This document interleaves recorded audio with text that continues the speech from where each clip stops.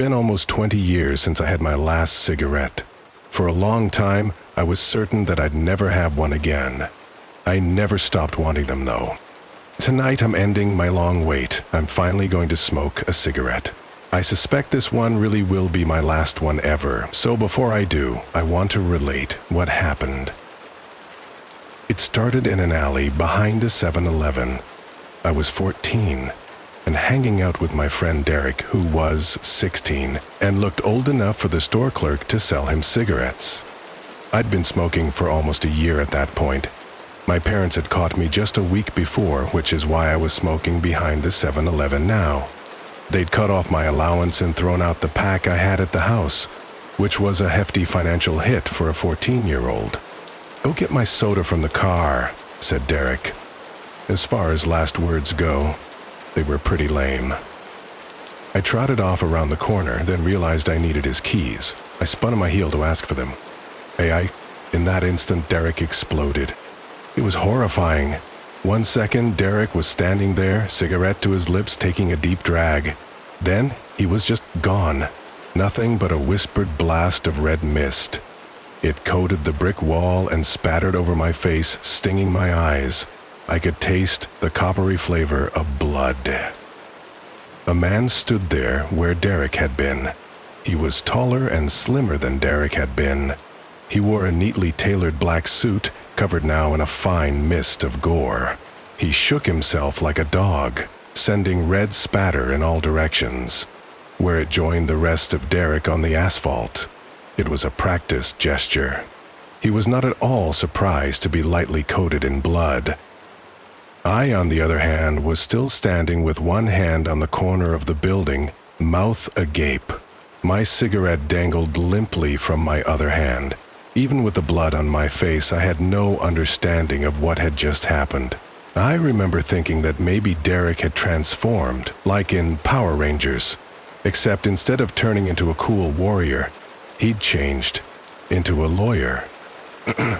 The man locked eyes with me. His lips quirked into a smile. Nothing about his attitude suggested that anything abnormal was happening. That was part of what made it so hard to process. He was acting like this was all perfectly ordinary. "I really thought you were heading the other way," he said. I'm usually much better about that." "What?" was about all I could manage. I had too many questions that I needed answers to. Where was Derek? Who was this man? Was my friend okay? What was going on?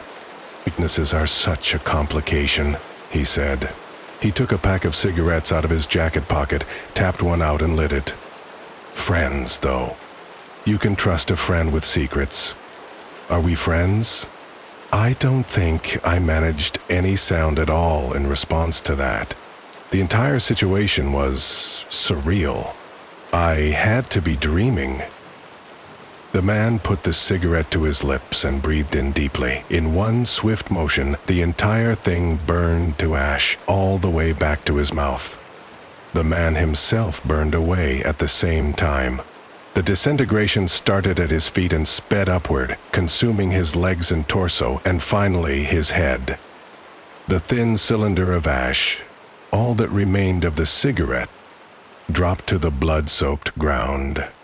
I had no time to gawk at this latest impossibility because suddenly the man was directly in front of me, stepping through the narrow wisp of smoke wafting up from my forgotten cigarette. He ripped it open like torn fabric and grabbed me by my shirt, lifting and slamming me against the wall before I had even processed his arrival. "Are you a friend?" he snarled. His face was bestial, demonic. Its unforgiving lines were everything every sculpture of a devil had ever tried to capture. "Or are you just a witness?" "Friend," I gasped out. The brick wall ground into my back. His knuckles were a rock against my chest. I could not breathe in. I was certain at that moment that I was about to die. So I said the only word that seemed like it might buy me a few more seconds of life. "Very good, then." He looked legitimately pleased as he set me down and brushed off the front of my shirt. "Then I'm pleased to make your acquaintance. You can call me Ash." I my friend?" I whispered. "Yes, we're friends now." I was afraid to disagree with him, but he saw the slight shake of my head and realized that he had misunderstood my meaning. "Oh, you mean your other friend? He's very dead, I'm afraid, unless he had a particularly rare blood type. They'll never even find enough to know what happened. He'll just be marked down as missing. Tragic, but it happens." He sighed. "You'd think that being able to travel through smoke would be amazing. And honestly, it is. But the gray world is so... well, there are a lot of complications. And once you make it through that and come back out, people always have so many questions. Who are you? Where did you come from? And how did you do that? It's exhausting, really." He picked up my cigarette from the ground and took a short drag. As the tip flared, I saw that the white paper was stained with Derek's blood. The man, Ash, didn't seem to mind. He blew out a cloud of smoke and watched it drift away. The thing about smoke is that it gets everywhere, and the gray world doesn't much care about inside and outside, or solid objects. You can just come through wherever. It'll push things from the lesser world out of the way. As you saw, it's a bit messy, perhaps, but so are all of those questions you get otherwise. He tapped me on the chest.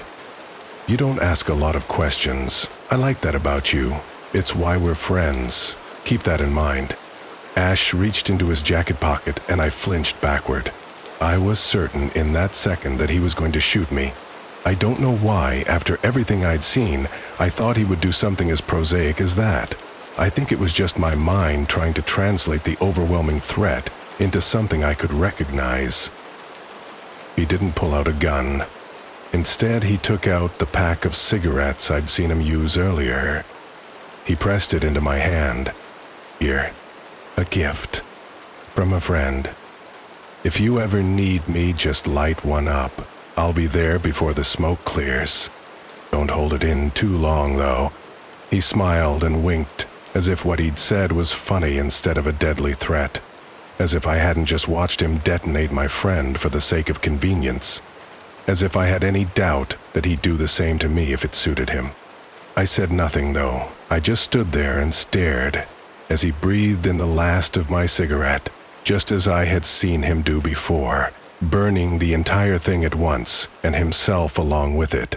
I stood there in the alley, dappled with blood and surrounded by the smell of cigarettes, staring at empty air, until finally, the pack of cigarettes he had given me slipped out of my numb fingers and fell to the ground. Something about that finally snapped me out of whatever trance I was in. I walked away, slowly and unsteadily at first, then picked up speed until finally I was running. Derek had driven to the 7-Eleven, and we were at least 5 miles from my house. But I ran the entire way home, without stopping once. By the time I got home, I was completely out of breath, but I managed to make it up the stairs and into the shower before I finally collapsed. I got in fully clothed, and sagged against the wall as I let the water burn over me. It swirled pink in the bottom of the tub, the last remnants of Derek. I knew people would ask about him, and that I would lie. Friends kept secrets. I was not at all sure that I wanted to be Ash's friend, but I was positive that I didn't want any other option. The last of my energy drained away with the stained water. I stumbled to my bedroom and was asleep almost before I hit the bed. I woke the next morning to my father shaking me awake. "We're very disappointed in you," he said. "What? In what?" I couldn't imagine how he knew what had happened in that alley, or what he would have expected me to do differently. "Smoking again. Your mother and I made it clear how we feel about that." Behind him, my mother was rummaging through my drawers, looking for contraband. Don't lie to me. This room reeks of smoke. You could have at least opened a window. You're stinking up the entire house. He wasn't wrong. The smell of smoke hung heavily in the room. But I'd been asleep the entire time. "Pawn them!" My mother triumphantly held up a package of cigarettes. My heart skipped a beat as I recognized them. Not just the brand, but the specific package. The bloody smear on one corner made it clear that these were the ones Ash had handed me in the alley.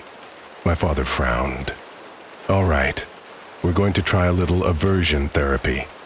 This is what my father did when I thought I might try smoking. He took me outside and made me smoke the entire pack. Come on, let's go."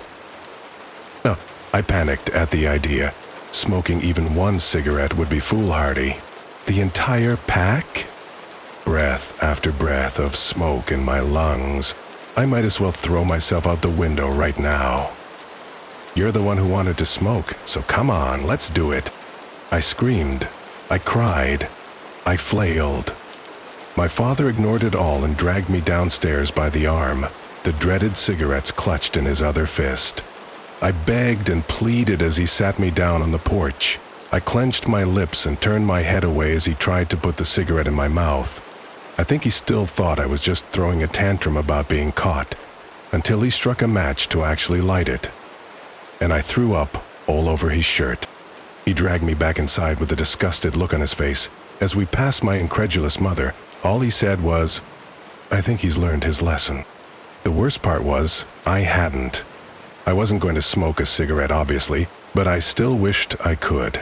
I craved them fiercely in the following weeks, and even when the physical need died down, I still missed what they'd represented. They were rebellion. They were freedom. They were adult. The fact that they meant instant death stopped me from having one, but it didn't stop me from wanting one. My parents threw out Ash's cigarettes, of course, not that it did any good. I found more packs in all sorts of odd places. In my locker at school, stuck in the chain locking my bike, in one of my shoes in the shoe rack. The packs were always opened, with one cigarette missing. If I looked around, I could usually find a long cylinder of ash. I never knew what to do with the packs. I didn't want to throw them away and offend Ash, but I certainly wasn't going to use them. I mainly let them pile up in my school locker. It seemed the safest place. I couldn't have them at the house. I was terrified of my parents finding them and forcing me to smoke them to learn a lesson.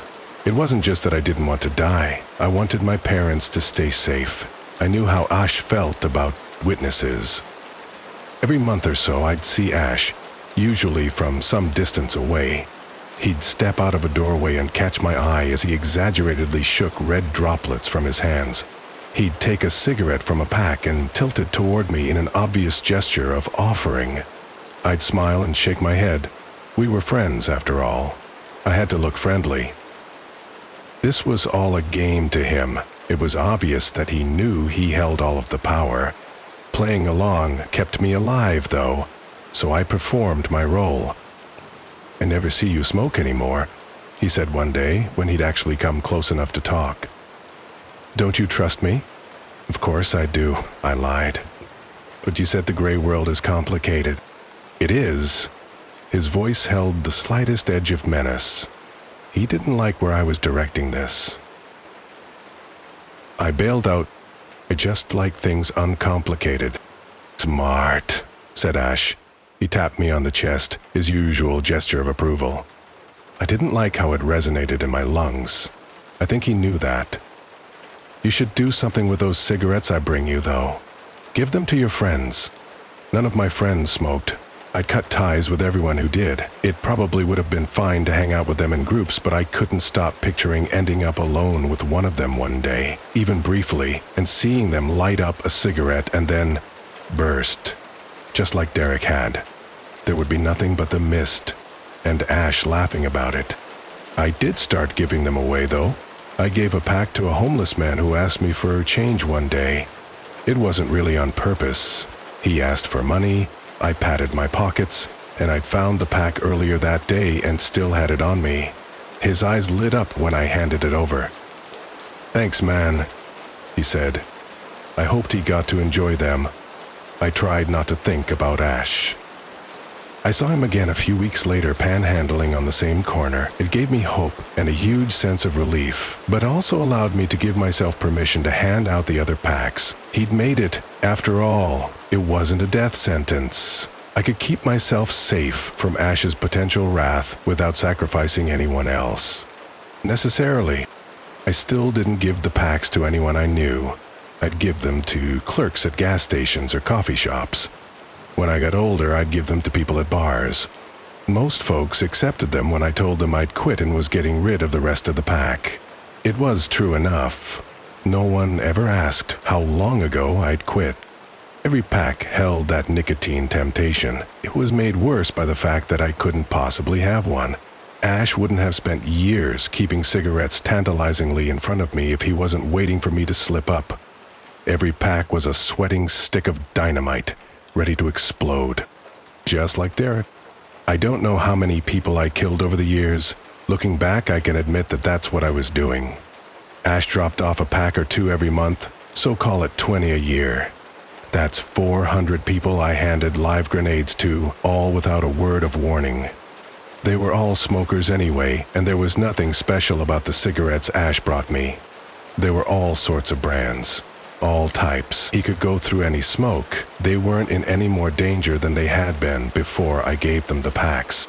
That was my rationalization all along, but the gray world is complicated. I have no idea if I was ever right about that. Maybe. I marked every one of them.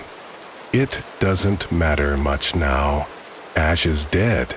I saw it on the news yesterday. His name wasn't actually Ash, which shouldn't have surprised me. I spent 20 years thinking of him by that name, though. It was strange to see another one on the chyron under his smiling professional photo.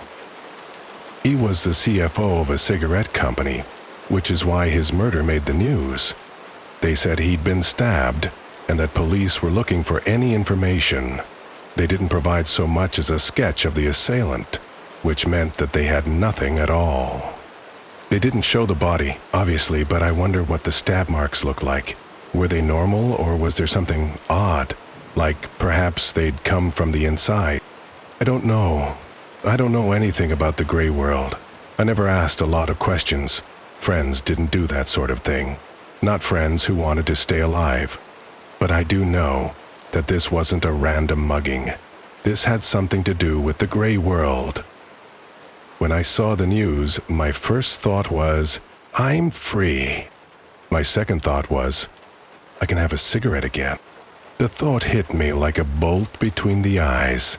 I could feel the cigarette in my mouth, the rush of smoke into my lungs. I hadn't felt that sensation in 2 decades, but it was like it had never left. The smooth sensation of the nicotine taking hold, the utter freedom of it all. I wanted it. I'd been wanting it since I was 14, and finally, I could have it. I walked to the store. I went to the front counter. I asked the cashier for a pack. For the first time in my life, I bought my own pack of cigarettes from a store. I carried it outside, feeling the unfamiliar sensation of the plastic wrap under my fingers. Every pack Ash had brought me had been opened, missing the one he'd used to take himself back to the gray world. This one was new. This one was mine. Then, as I turned the pack over in my hands, it suddenly occurred to me. I didn't want it. Cigarettes had always meant freedom. Doubly so since Ash denied them to me. But now that he was gone, freedom meant freedom to choose. I didn't have to make the choice I'd made at 14. I didn't have to do things simply to rebel. I could make my own decisions.